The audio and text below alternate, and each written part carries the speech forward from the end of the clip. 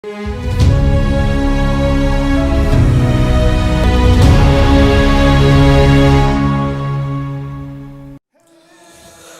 दोस्तों, राजनीति की बातों में एक बार फिर से आपका स्वागत है। मैं हूं आपका दोस्त धर्मेंद्र कुमारी। पॉलिटिक्स ऑफ चौधर पर हम बात कर रहे हैं जो डॉक्टर सतीश त्यागी जी की लिखी हुई है। और आज का जो वीडियो है दोस्तों, इसमें हम पंजाब के साथ हरियाणा के जुड़ने की जो कहानी है उसको हम जानने की कोशिश करेंगे।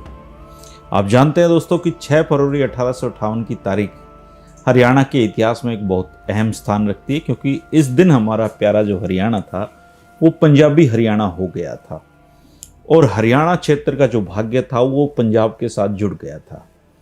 इस तारीख के बाद फिरंगी जो कुछ भी पंजाब में करते थे वो अपने हरियाणा के साथ भी होता था।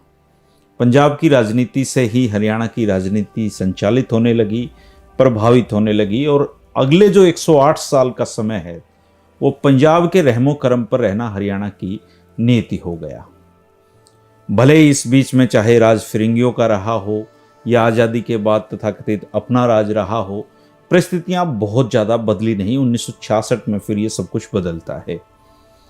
1 सदी और 8 वर्ष में हरियाणा के सफ़र पर अगर नज़र हम डालेंगे दोस्तों, तो देश की आज़ादी से पहले पंजाब का जो दिल्ली डिवीज़न होता था और आज़ादी के बाद अंबाला डिवीजन की हैसियत से यह सब तय हुआ था। 1 सदी से भी लंबे कालखंड में हरियाणा की अपनी कोई इंडिपेंडेंट राजनीतिक पहचान नहीं थी। ब्रिटिश पंजाब के कुल 29 जिलों में हरियाणवी भूभाग समाहित था। अगर पूरे पंजाब को आप उस समय का जानना चाहें तो 5 डिवीजन उसमें होते थे: दिल्ली, जालंधर, लाहौर, रावलपिंडी और मुल्तान। दिल्ली डिवीजन के अंतर्गत आज का हमारा ये पूरा हरियाणा आता था, जिसमें दिल्ली, अंबाला, गुड़गांव, हिसार, करनाल, रोहतक और शिमला जिले शामिल थे। तब दिल्ली जिले में सोनीपत का कुछ हिस्सा भी आता था। 1857 की क्रांति ने अंग्रेजों के कई भरम तोड़े। एक भरम तो यह था कि जिस बंगाल आर्मी पे वो भरोसा करते थे वो विद्रोही तेवर दिखा चुकी थी। बंगाल आर्मी, जिसमें ब्राह्मणों और पूर्वियों की काफ़ी बड़ी संख्या थी, उस पर अंग्रेज अब निर्भर नहीं रहना चाहते थे। इसलिए उन्होंने विकल्प तलाशने शुरू किए और पंजाब पर फिर उनकी नज़र जाना लाजमी हो गया था। हालांकि पंजाब पर काबिज होने के बाद अंग्रेज पंजाब को पहले सेना भर्ती का केंद्र नहीं बनाना चाहते थे, लेकिन 1857 के सैनिक विद्रोह के बाद उन्हें अपनी रणनीति में बदलाव लाना पड़ा। पंजाब से सैनिकों की भर्ती के लिए ब्रिटिश सरकार को सूबे के देहाती क्षेत्रों में प्रबल संभावनाएं दिखाई दी और पंजाब के इसी पोटेंशियल के चलते अंग्रेज सरकार ने ग्रामीण जनता को संरक्षण देना शुरू किया और इसी नीति ने फिर पंजाब को एक अलग मायने में खड़ा कर दिया। सैनिक भर्ती, ज्यादा राजस्व की प्राप्ति के मकसद से अंग्रेजी सरकार ने देहात, खासकर किसान जातियों को महत्व देना शुरू किया। हरियाणवी क्षेत्र में ऐसी किसान जातियों को चिन्हित किया गया जो सेना के लिए सबसे उपयुक्त रहें और इन जातियों को अंग्रेजों ने मार्शल कौम का नाम दिया। मार्शल कौम के सिद्धांत को आगे चलकर पंजाब के जो आखिरी प्रीमियर होते थे सर सिकंदर हयात खान, उनके पिता उमर हयात खान ने 1922 में कौंसिल में एक बड़ी बहस में हिस्सा लेते हुए कहा था कि यदि एक गाड़ी के घोड़े को दौड़ने में लगाया जाता है तो वो नहीं जीत सकता। यदि एक दौड़ के घोड़े को गाड़ी में लगाया जाता है तो वो गाड़ी को नहीं खींच सकता।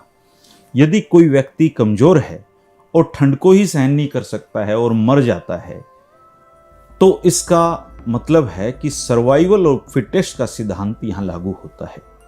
दुनिया में ऐसी बहुत सी जगह हैं जहां हमारी उंगलियों की पोरों जितने लोग हैं और वह पृथ्वी पर कैसे लड़ सकते हैं, ऐसा उन्होंने काउंसिल में कहा था। और अंग्रेजों द्वारा मार्शल कौम होने का जो सर्टिफिकेट है वो उस समय निश्चित ही रगों में खून का दौरा किसानी कौमों में बढ़ाता था, उनका सीना चौड़ा करता था। तभी ये जो 56 इंच छाती वाला कॉन्सेप्ट आया और इसको शौर्य, साहस और पराक्रम से जोड़कर देखा जाने लगा।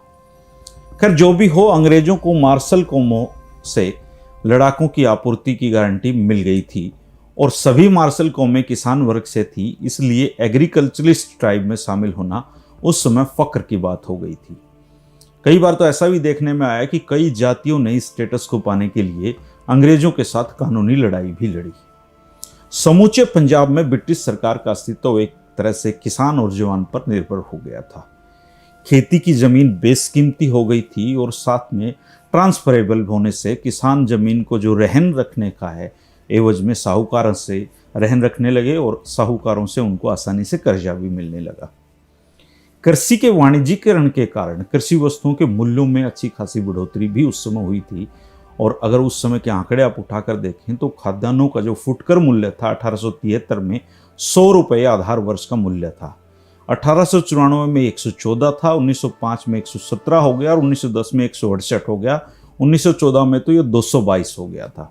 जबकि अगर इंग्लैंड में खाद्यान्नों का फुटकर मूल्य आप देखें तो 1873 में 111 था और 1984 में ये 85 रुपये केवल था। कृषि वस्तुओं के मूल्य में बढ़ोतरी से किसानों को लाभ हुआ, अवश्य ही हुआ, लेकिन अस्थायी रूप से इस बढ़ी हुई आय को किसानों ने स्थायी मानकर अपने खर्चे और दायित्व बढ़ा लिए। कभी कभी तो फिजूल खर्ची का शिकार भी किसान हुए। ऐसी दशा में उनकी अवस्था में सुधार होने के बदले खराबी आती चली गई और वो बेईमान देसी महाजनों के आसानी से शिकार बनने लगे, क्योंकि जमीन ट्रांसफरेबल हो गई थी। उनकी जो कर्जदारी थी वो बढ़ने लगी और नतीजा उनकी भूमि इन गैर कृषक वर्गों के हाथ में जाने लगी। इससे कृषि कार्य को धक्का लगा और खेती की जमीन के कमर्शियल प्रोडक्ट में तब्दील होने का नतीजा ये हुआ कि अधिकतर हरियाणा के किसान कर्ज में डूबने लगे। दोस्तों, स्थिति कैसी है आप इसका अंदाजा लगा सकते हैं कि एक दशक तक जिस इलाके में किसानी कर्जे का नामो निशान नहीं था, वहां किसानों पर कर्जे का मुद्दा अंग्रेज सरकार के लिए भी सिरदर्द बनने लगा था। कृषि भूमि पर कीमतों में वृद्धि, उसको बेचने और रहन रखकर कर्ज लेने की स्थिति पर उस समय का एक अध्ययन है। अगर उसके आंकड़े में आपको बताऊं तो 1870 में 1 एकड़ भूमि की औसत कीमत 10 रुपये होती थी। 1891 में यह बढ़कर 60 रुपये से भी अधिक हो गई थी और इसी तरह से 1874-75 में यह करीबन 80,000 एकड़ भूमि बेची गई। 10 साल बाद 1874-75 में भूमि बिक्री का यह आंकड़ा 2 लाख एकड़ से भी पार हो गया और फिर तो ये 3 लाख को भी तक जा पहुंचा।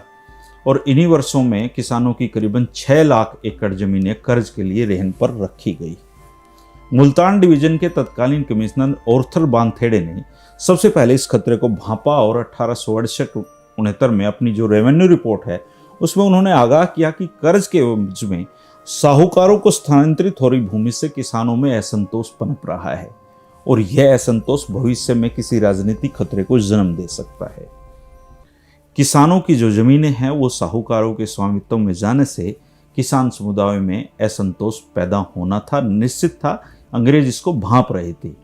इसके साथ ही यह संभावना भी नहीं नकारी जा सकती थी कि किसान साहूकारों के प्रति हिंसक हो जाए और ऐसा होने की स्थिति में किसानों का असंतोष सरकार के प्रति भी नफरत में बदल सकता है और किसानों की नाराजगी का प्रतिकूल प्रभाव सेना पर पड़ना निश्चित था, क्योंकि सेना का जो उद्गम था वो किसान समुदाय से ही था।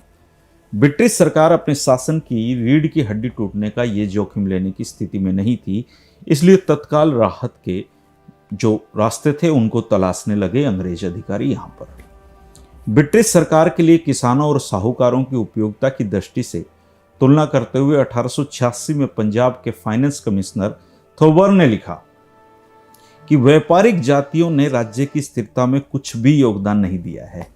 इसके राजस्व में बहुत कम योगदान है और उनकी संख्या नगण्य है और वे आत्मा और शरीर में काफी कमजोर हैं।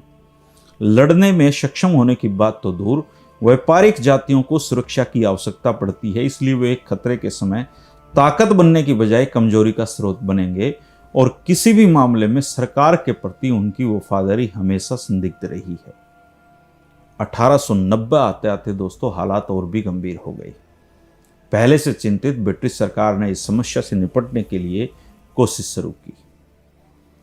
खूब बहस का दौर चला और जिसकी जो परिणति है वो हुई पंजाब लैंड एलिएशन एक्ट 1901 के रूप में। इस एक्ट के तहत केवल कृषक जनजातियों के सदस्यों के बीच भूमि के स्थायी हस्तांतरण की अनुमति दी गई। इसके बाद गैर कृषि जनजातियों के सदस्यों या एक ही जनजाति के सदस्यों द्वारा बंधक के रूप में और अवधि के रूप में जो प्रतिबंध थे वो हटा दिए गए थे। सूदखोरी, बंधक और पट्टे की भी अधिकतम जो अवधि है अंग्रेजों ने 20 साल निर्धारित की थी ये सारा खेल था कृषक भूमि गैर कृषकों के हाथ में जाने से रोकने की। पंजाब लैंड एलिएशन एक्ट 1901 जमींदारा तबके के पक्ष में ब्रिटिश सरकार का बड़ा कदम था। असल में इस एक्ट से किसानों पर ब्रिटिश कृपा वर्षा की शुरुआत हुई थी। इस संबंध में 1912 से 1919 तक पंजाब के गवर्नर रहे माइकल ओडवायर ने कहा कि अपने कार्यकाल के दौरान मैंने ग्रामीण जनता के हितों को आगे बढ़ाने के लिए वो सब कुछ किया जो मैं कर सकता था। मैं प्रांत की स्थिरता और समृद्धि का आधार जिसे मानता था। जिन जातियों की गिनती होती थी, जो जातियां लड़ सकती थी, ये उन्होंने लिखा। माइकल ओडवायर की सोच और समझ को ब्रिटिश सरकार ने भी गंभीरता से लिया और नतीजन 1919 में मॉन्टेग्यू चेम्सफोर्ड सुधार पूरी तरीके से सूबे की देहाती जनता की तरफ झुके हुए थे। काउंसिल की 64 सामान्य सीटों में 51 सीटें देहात के लिए आवंटित की गई। 7 विशेष सीटों में से भी 4 सीटें भूस्वामी वर्ग के लिए आरक्षित की गई थी। दिसंबर 1920 के चुनाव के बाद जो पंजाब काउंसिल अस्तित्व में आई, उसका चरित्र और स्वरूप पूरी तरीके से देहाती था। 2 दशकों में ब्रिटिश सरकार ने समूचे पंजाब को देहात और शहरियों के बीच में बांट दिया था। इसी आधार पर अब भी जो भविष्य की सत्ता है, उसका संचालन अंग्रेजों को करना था। ऐसे में ब्रिटिश सरकार को एक ऐसे राजनीतिक दल की जरूरत थी जो काउंसिल में उसके शासन को जन समर्थन के बूते वैधता प्रदान कर सके। और इसी दौर में 1923 में दूसरे काउंसिल चुनाव से पहले एक पार्टी का अस्तित्व होता है जो पूरी तरीके से देहातियों की पार्टी थी। यूनियनिस्ट पार्टी उसका नाम था। यूनियनिस्ट पार्टी और पंजाब का इतिहास एक ऐसा इतिहास है दोस्तों जिसे किसानों का स्वर्ण काल कहा जाता है। इस दौर में एक ऐसे नेता का उद्भव होता है जो धर्म नहीं बल्कि किसानों का मसीहा कहलाता है, और उस मसीहा का नाम है चौधरी छोटू राम। यूनियनिस्ट पार्टी की कहानी को एक वीडियो में नहीं डाला जा सकता दोस्तों, बहुत लंबी यात्रा है, क्योंकि पंजाब की देहाती जनता के सिरमौर बनने की जो कहानी है वो बहुत गहरी है दोस्तों। उसके पीछे बहुत संघर्ष छिपा हुआ है। उस कहानी को अगले कुछ वीडियो में हम जानने की कोशिश करेंगे कि कैसे यूनियनिस्ट पार्टी ने भारतीय जो पंजाब था, उसके जो ग्रामीण जनता है, उसके भाग्य की नई इबारत लिखी।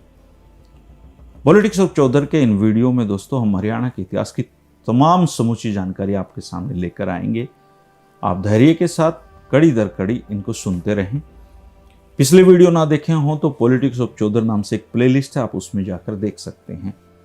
इसके अलावा वीडियो की डिस्क्रिप्शन में भी कुछ वीडियो के लिंक है, वहाँ पे आप देख सकते हैं। 3 बजे हमारा यह दोस्ती का सफ़रनामा, राजनीति की बातों का सफ़र जो है दोस्तों जारी रहेगा। आप लोग अपने अमूल्य सुझाव मुझे बता दिया करें। अगर कुछ बदलाव करना है तो अपने सुझाव भी कमेंट बॉक्स में लिख दिया करें। और कुछ नई वीडियो पसंद आ रहे हैं तो एक शाबाशी भरी थपकी मुझे दे दिया करें, इससे मेरा हौसला बढ़ता है। अगर कुछ साथी नए जुड़े हों जो इस सफ़र के नए साथी हैं तो वो वीडियो को लाइक करने के साथ साथ चैनल को भी सब्सक्राइब करें ताकि अगले वीडियो के नोटिफिकेशन उन तक मिलते रहें। शुक्रिया दोस्तों, कल फिर मुलाकात होगी 3 बजे। तब तक के लिए नमस्कार।